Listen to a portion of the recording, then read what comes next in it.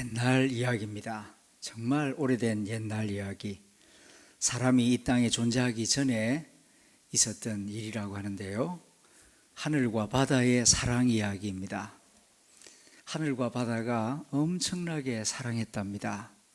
얼마나 사랑했는지 바다를 사랑한 하늘은 바다 빛깔이 되었고 하늘을 사랑한 바다는 하늘 색깔이 되었답니다. 사랑하면 서로 닮아가는 모양입니다. 그리고 저녁 시간이 되면은 바다가 하늘을 향하여서 속삭입니다. 사랑해요. 그러면은 하늘이 수줍어서 빨갛게 노을빛으로 변했답니다. 그 모습을 보고 바다도 수줍어서 붉은 빛깔로 물들었습니다. 그렇게 바다와 하늘은 깊이 사랑했고 그런 세월이 수천 년 동안 계속되었습니다. 그런데 바다와 하늘이 그렇게 사랑하는 모습을 보고 구름도 하늘을 사랑했습니다. 낮이 되면은 그 푸른 하늘, 높고 깨끗하고 영롱한 하늘을 보고 구름도 반한 나머지 구름도 하늘을 향해서 사랑한다고 속삭였지만 불행하게도 하늘은 구름을 본체만 채 하지도 않았습니다. 눈길을 주지 않았습니다. 너무 화가 난 구름은 바다를 더 이상 사랑하지 못하게 만들려고 하늘을 구름으로 다 가려버렸답니다. 바다를 보지 못하게. 그랬더니만은 바다를 보지 못하는 하늘이 너무너무 바다를 그리워해서 눈물을 뚝뚝 흘렸어요. 그 눈물을 하늘은 자기가 사랑한 하늘이 흘리는 눈물이니까 눈물마저도 구름의 가슴 속에 담아두었습니다. 그렇게 하늘과 바다의 사랑을 가로막는 구름을 지켜보던 바람이 이 못된 바람 후 불어버려서 저 멀리 쫓아버렸습니다. 그러자 다시 하늘은 바다를 볼 수 있게 되었고 바다는 하늘을 볼 수 있게 되었습니다. 얼마나 둘이 기뻤는지 모릅니다. 그런데 자기 사랑을 받아주지 않고 쫓겨나는 이 구름은 너무너무 가슴이 아팠답니다. 그러나 하늘에서 흘리는 눈물도 소중할 만큼 그 눈물을 담아가지고 가다가 가슴이 터지면은 소낙비가 되어서 땅에 주룩주룩 내렸다 하는 그런 이야기입니다. 정말 아름다운 이야기죠. 하늘과 바다의 사랑 이야기, 다윗과 하나님 사랑 이야기이기도 합니다. 다윗이 하나님을 얼마나 사랑했는지 모릅니다.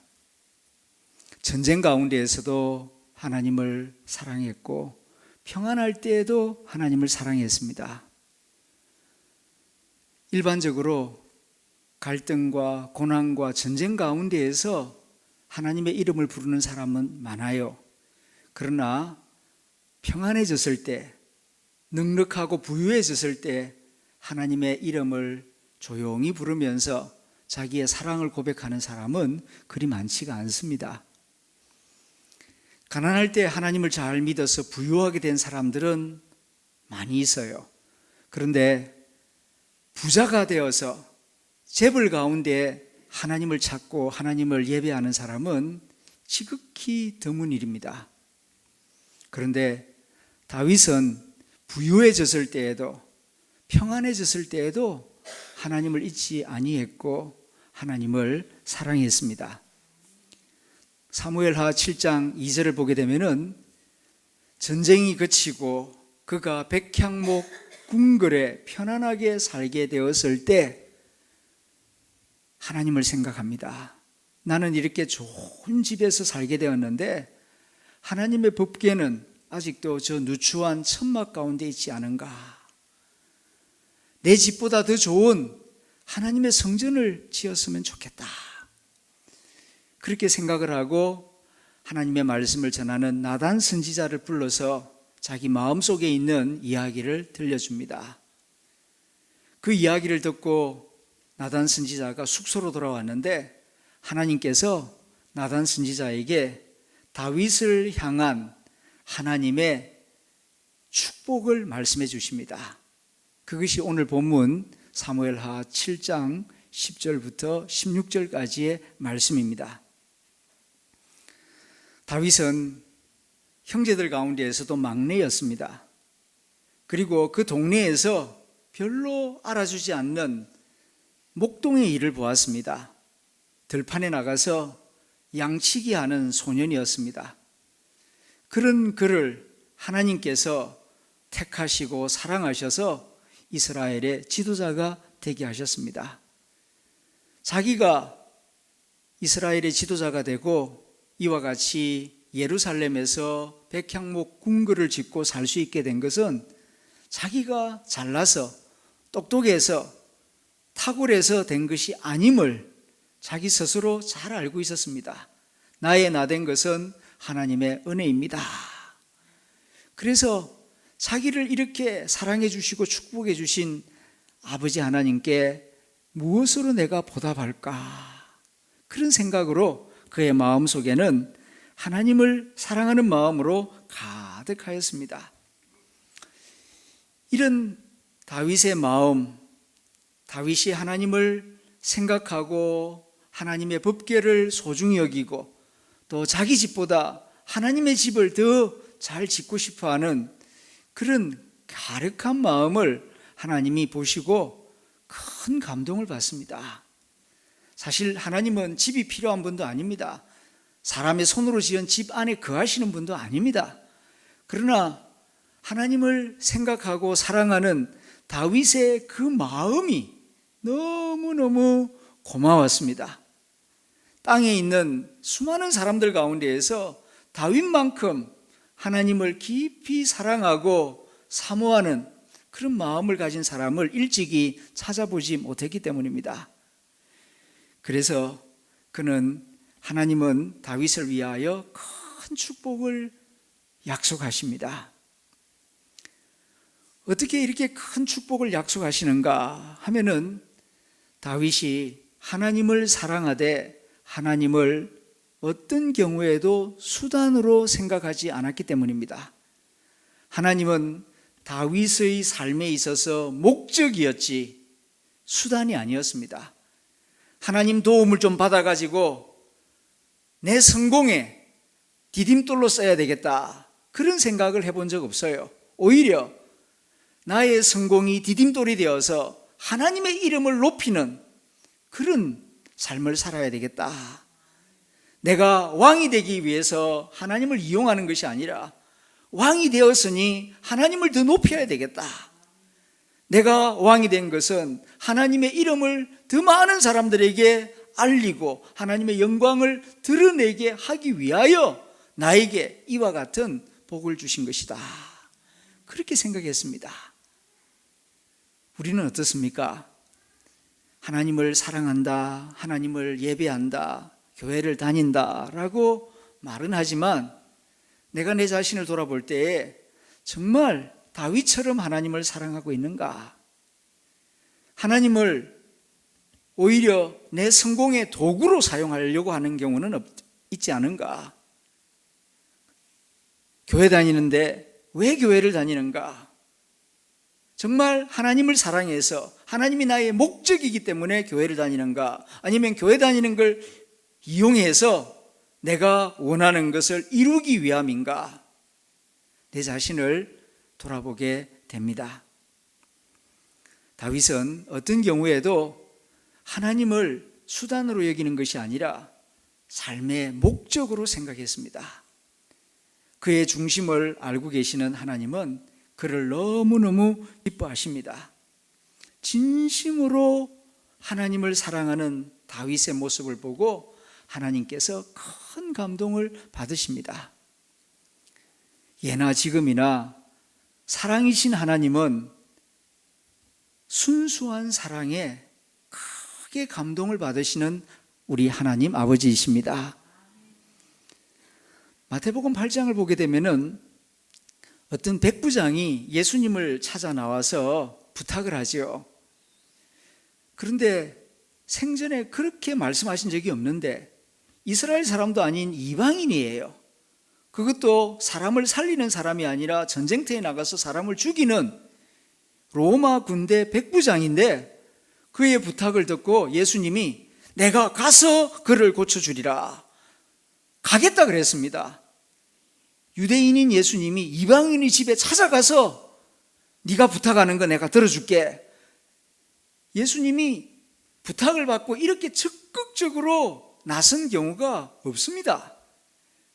도대체 백부장이 무슨 말을 했길래 예수님이 그렇게 그를 좋아하시고 그의 집에까지 찾아가서 그의 소원을 들어주시겠다고 말씀하신 것입니까? 백부장이 그랬거든요. 예수님, 내 사랑하는 종이 병들어 죽게 되었나이다. 좀 도와주십시오. 그 당시에 노예는 사람이 아니었지 않습니까? 그런데 군인이, 장교가 자기 집에 병들어 죽어가는 노예 한 명, 그 옛날에 당나귀 같은 그렇게 아주 보잘것없는 취급을 받던 사람인데 자기 집에 종 하나가 죽든지 말든지 보통 사람들은 그냥 병들어서 쓸모가 없으면 갖다 버립니다. 그런데 이 로마 군인이 자기 집 하인 하나가 병들어서 열이 나고 아파하고 신음하고 혼수 상태에 빠져 있는 걸 보고 마음 아파가지고 예수님을 찾아 나온 것입니다. 보통 보면은 내 딸이 죽게 되었나이다, 내 아들을 살려주십시오, 다 자기 가족 때문에 나오지 남 때문에 나오는 사람 없어요. 그것도 노예 때문에.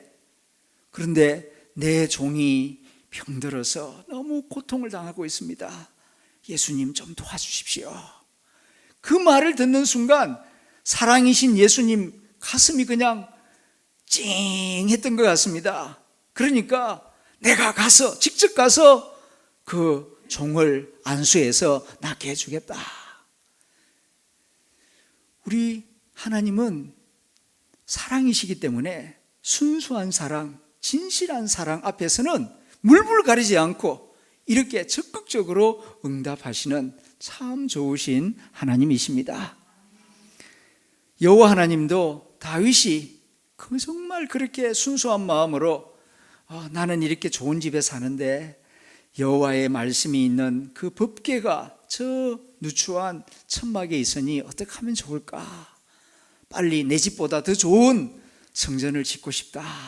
이런 생각을 하고 이런 고백을 할 때 하나님께서 그렇게 기뻐하시면서 내 종 다윗에게 선물을 주리라 말씀을 하십니다. 그런데 천지 만물을 창조하신 하나님이 피조물인 인간을 사랑하셔서 선물을 주시는데 무슨 선물을 주시는가? 세속적인 사람들은 돈을 좀 많이 주십시오, 황금을 주십시오, 그런 것을 바라겠지만은 하나님은 황금을 주시는 것이 아니라 언약을 주십니다. 자, 이 점을 우리가 깊이 생각해야 합니다. 하나님은 선물을 주실 때에 진짜 사랑하는 사람에게 황금을 주시는 것이 아니라 약속을 주신다. 이 점을 우리가 깊이 생각할 필요가 있습니다. 성경을 읽을 때에 아주 중요한 단어 중에 하나가 언약이라고 하는 단어입니다. 이것은 다른 책에는 안 나와요. 성경에 나오는 아주 중요한 단어입니다. 그래서 우리가 구약, 신약, 성경을 나누어서 이렇게 부르는데 그 약이 언약이라는 뜻이에요. 그래서 구약은 Old Testament, Testament란 말이 Promise, Covenant, 언약, 약속이라는 뜻입니다. 그러니까 Old Promise, 그게 구약 성경이고 신약은 New Promise, 새로운 약속이라는 뜻이에요. 하나님은 어떤 분이신가? 언약의 하나님이시다. 사랑하는 자에게 언약을 주시고 언약을 지키시고 언약을 이루시는 하나님이시다. 여기에 하나님의 사랑이 있고 지혜가 있고 능력이 있어요. 진짜 사랑과 지혜가 있는 부모가 자식이 뭐 달라고 할 때에 황금이나 현금 주지 않습니다. 왜냐하면 오히려 그게 아이를 망칠 수가 있거든요. 그래서 약속을 줍니다. 이렇게 하면은 내가 이렇게 해주겠다. 그러면은 그 약속 가운데에서 엄마와 자녀 사이에 신뢰가 더욱 깊어지게 되고, 또 기다리는 가운데에 인격이 자라요. 그 약속을 받을 수 있는 마음의 그릇을 키워나가지요. 그리고 그 약속을 받았을 때에 기쁨이 있고, 그 약속을 통하여서 또 더 큰 일을 하게 되고, 이렇게 약속을 준다는 것, 여기에 깊은 지혜가 있습니다. 하나님이 다윗을 너무너무 사랑하셔서 약속을 주십니다. 어떤 약속을 주셨는가? 성경 안에는 사실 언약이 여러 개 있어요. 가장 최초의 언약이 창세기 15장에 나오는 아브라함에게 주신 약속입니다. 너를 이 열국의 아비가 되게 하겠다. 그리고 내 자손이 하늘의 별과 같이 땅에 모래알같이 많게 해주겠다. 너는 복의 근원이 될 것이다. 하나님의 약속이에요. 그 다음에 중요한 약속이 이 다윗의 약속입니다. 오늘 이 사무엘하 7장에 나오는 다윗에게 주신 하나님의 영원한 약속, 그 외에도 시내산 언약이라든가 예레미야 새 언약이라든가 그 외에 언약이 한 7개 성경이 나오는데, 그것은 나머지 5개는 좀 작은 약속이고, 가장 메인이 되는 큰 약속이 이 아브라함에게 주신 약속과 다윗에게 주신 약속입니다. 이것은 영원한 약속입니다. 그래서 이것이 신약까지 이어져서 마태복음 1장을 보게 되면은 예수님이 태어날 때에 아브라함과 다윗의 자손 예수 그리스도의 세계라, 이렇게 하나님의 그 언약이 예수 그리스도 안에 이어지게 되고, 예수 그리스도를 통하여 성취되고, 예수 그리스도 안에 있는 우리에게까지 그 아브라함과 다윗에게 주신 약속이 계속 이어지고 있습니다. 그런 의미에서 이 다윗에게 주신 약속은 참 중요한 의미가 있고, 또 우리와 관련된 약속이기도 합니다. 자, 구체적으로 하나님이 다윗에게 어떤 언약을 주셨는가? 3개의 줄거리로 요약할 수가 있습니다.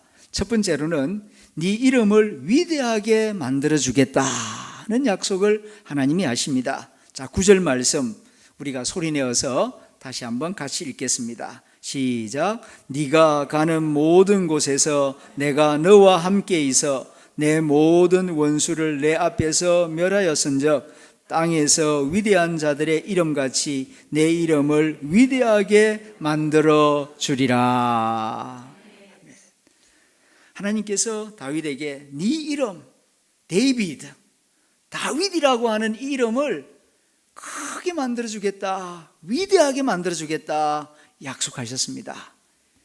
그 약속대로 지금까지 다윗이 BC 900년도 사람이거든요. 그럼 지금부터 2900년 전에 태어난 사람인데, 지금까지 아마 이 다윗이라고 하는 이름만큼 위대한 이름이 없을 것입니다. 서양에서는 남자아이 이름을 지을 때 데이비드라고 하는 이름 정말 많이 짓습니다. 그래서 영국이나 미국, 카나다, 호주 이런 데 가보게 되면은 데이비드 이렇게 부르면은 지나가다가 아마 5사람 중에 1사람은 뒤를 돌아볼 겁니다. 지 이름 부르는 줄로. 그 정도로 이렇게 사랑받는 이름이 이 다윗이라고 하는 이름입니다. 하나님이 정말 약속대로 다윗의 이름을 위대하게 만들어 주셨습니다. 두 번째 약속은 모든 원수에게서 벗어나게 하리라, 그렇게 약속하십니다. 10절부터 11절 상반절까지 한번 읽어보겠습니다. 시작. 내가 또 내 백성 이스라엘을 위하여 한 곳을 정하여 그를 심고 그를 거주하게 하고 다시 옮기지 못하게 하며 악한 종류로 전과 같이 그들을 해하지 못하게 하여 전에 내가 사사에게 명령하여 내 백성 이스라엘을 다스린 때와 같이 아니하고 너를 모든 원수에게서 벗어나 편히 쉬게 하리라. 아멘. 다윗 이전에는요, 이스라엘 백성들이 예루살렘에 거하지를 못했습니다. 가나안 땅에는 들어왔지만 예루살렘은 여부수 족속이 차지하고 있었습니다.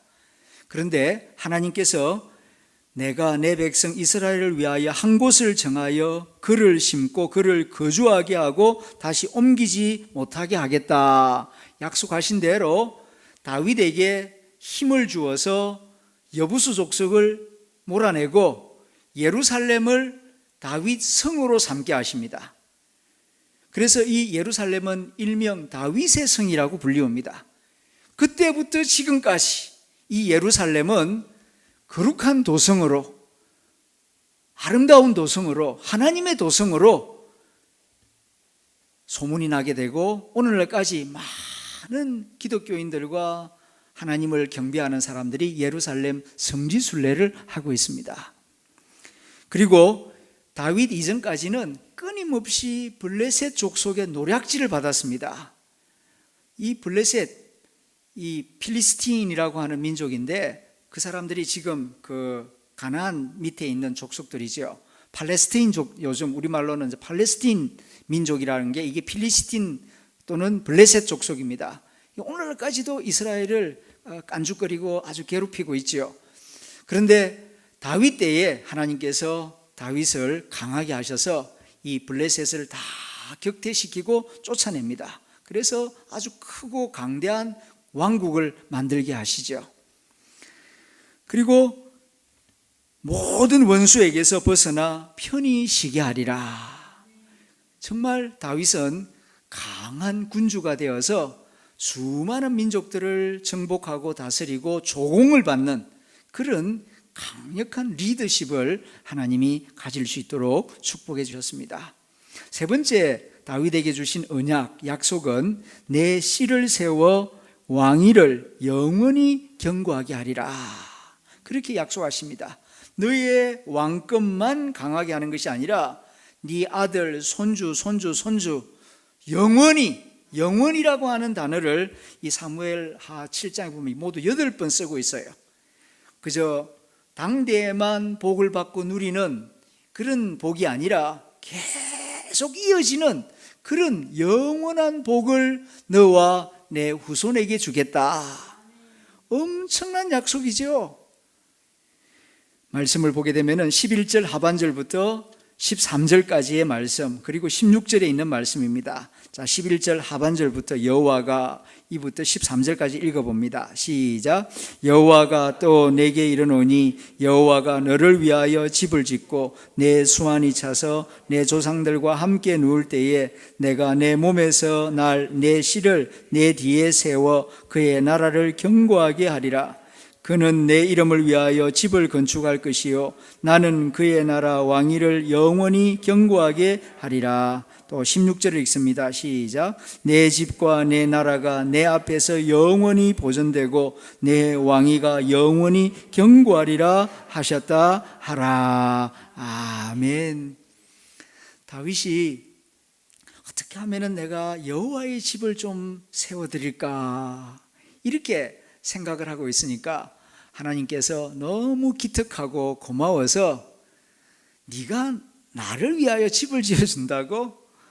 마치 어린 아들이 아빠가 좀 걱정한다고 돼지 저금통을 가지고 와서 아빠 이거 사업 자금 보태서 이렇게 이야기하는 것처럼 다윗이 하나님께 드리는 것은 지극히 적은 것인데 그 마음을 너무 고맙게 받으시고 네가 나를 위하여 집을 지어준다 그러는데 내가 너를 위하여 집을 지어주마.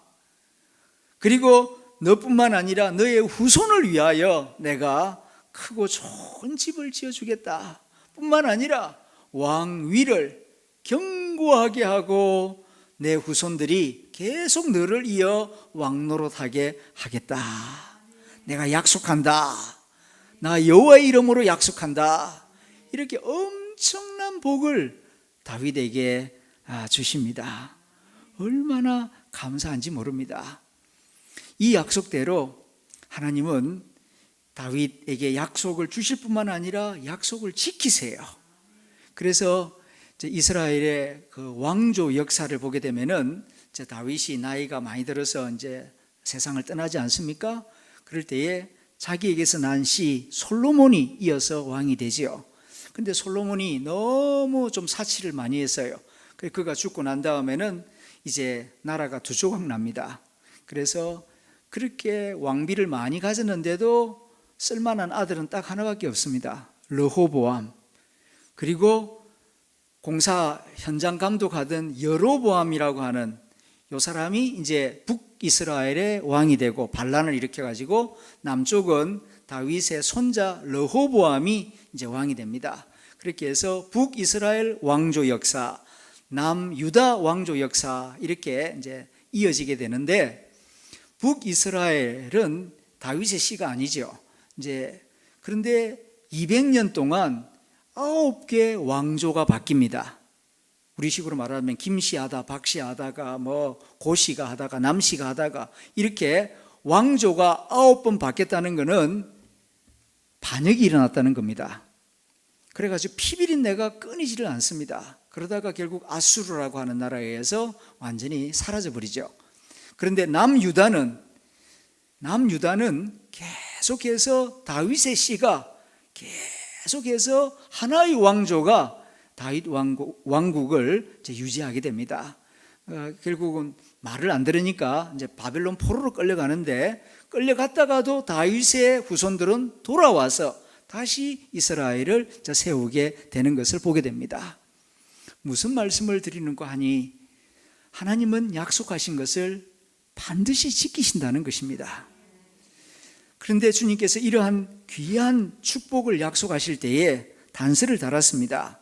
뭐라 그랬느냐 하면은, 말 안 들으면은, 죄를 지으면은 어떤 일이 있겠느냐 하면은 14절 15절에 되면은 인생 채찍으로 징계하겠다, 그렇게 말씀하십니다. 14절 15절 같이 읽어봅시다. 시작. 나는 그에게 아버지가 되고 그는 내게 아들이 되리니, 그가 만일 죄를 범하면 내가 사람의 매와 인생의 채찍으로 징계하려니와, 내가 네 앞에서 물러나게 한 사울에게서 내 은총을 빼앗은 것처럼 그에게서 빼앗지는 아니하리라.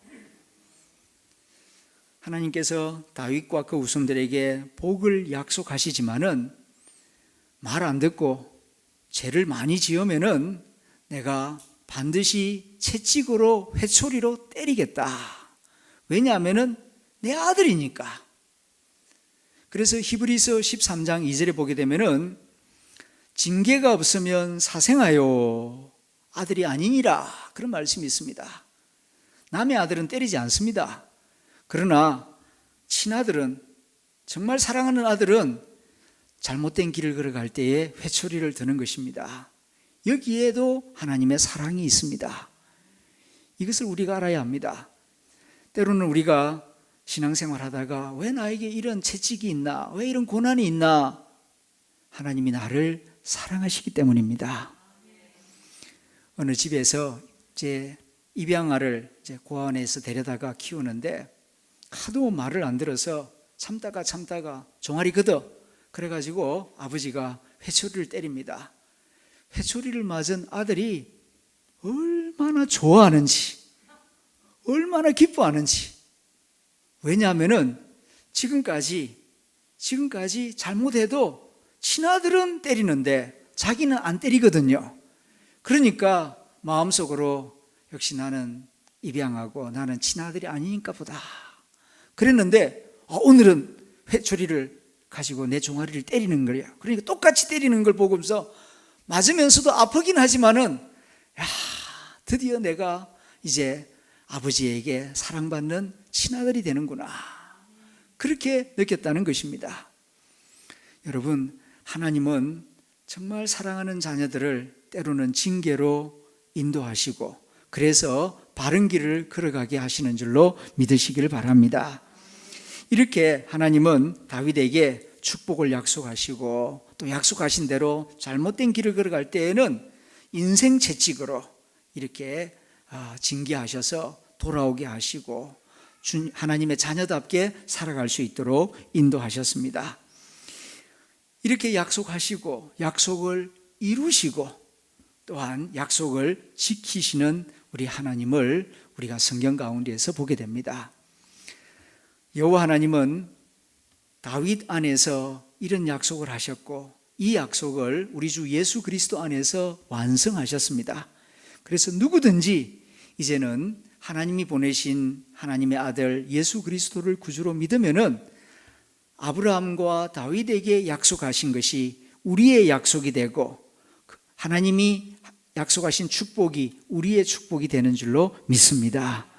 그러므로 우리들도 하나님의 자녀로서 항상 하나님을 경외하고 하나님을 사랑하는 마음으로 살아가야 하는 줄로 믿습니다.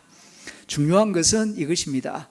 다윗과 같이 하나님을 진심으로 그리고 뜨겁게 사랑하면 하나님은 자기를 사랑하는 자를 결코 버리지 아니하시고 크게 축복하신다는 사실입니다.